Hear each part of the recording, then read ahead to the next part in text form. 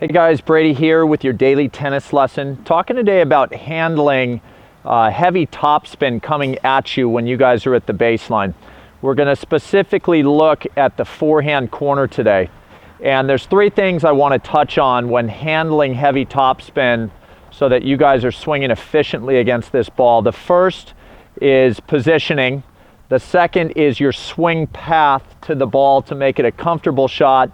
And the third is your racket speed. Okay, so the first thing we're looking at is positioning. If you guys think about a heavy topspin ball coming in at you, usually the definition of heavy means the spin itself is fast, so the ball is turning over pretty quickly. Secondly, heavy usually has to do with some height. So the opponent's ball is going to be landing definitely past the service line with some height on it and a big amount of spin.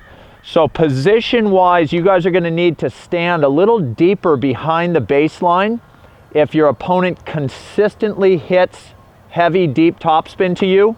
If they only throw it in once in a while, you can keep your standard ready position a little closer to the baseline, but make sure that when you see this heavier spun ball coming at you, to deepen your position back, because you want that little more space and a little extra time to handle this ball. Okay, secondly, we got to touch on the swing path. The big mistake that I see a lot against a heavy topspin ball is that, the ball jumps high, so it tends to be somewhere up around your shoulder, and I see a lot of kind of locking at the tennis ball. So your guys' arms tend to be pretty tight.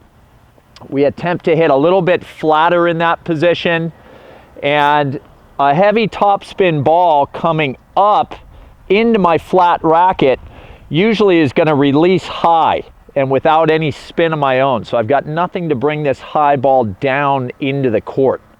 So a good swing path for you guys to use is still a pretty traditional topspin stroke. You're just going to make contact a little higher than normal.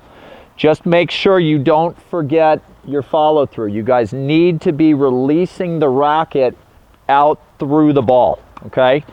Third is racket speed. I've always thought if somebody hits heavy to me, I want to match their heaviness. I want to keep my spin and my speed up to match their ball. So that's gonna kind of force me to produce a good amount of racket speed, probably more than I would usually use on just a standard waist level forehand. Okay, so let's go ahead and see if I can touch on those three things. Mark's gonna feed me a couple heavy high forehands. I'll start in my traditional ready position, couple steps behind the baseline. Once I see that he's winding up pretty big, I'll start to release back, maybe a step or two into here.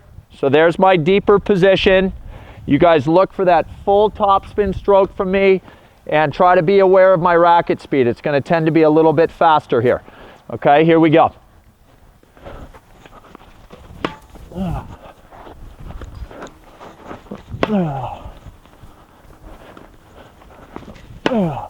Okay, so there's three.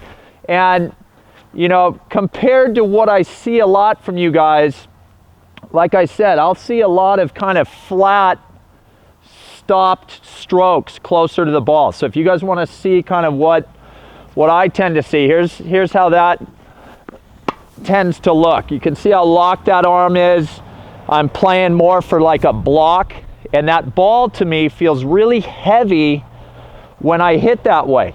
And those three swings I made where I'm finishing that stroke, the ball's feeling so much lighter on the racket. And that's a great feeling to have, is that no matter how big and how spinny someone can hit into me, I can still get that feeling that the ball is coming off, a lot lighter on my strings, simply because I'm producing a full stroke and matching their racket speed. Okay, so I hope that was helpful. That's all I got for you guys today. Please click like below this video, and if you happen to be watching on YouTube, please subscribe to our channel. Thanks, and we'll see you guys soon.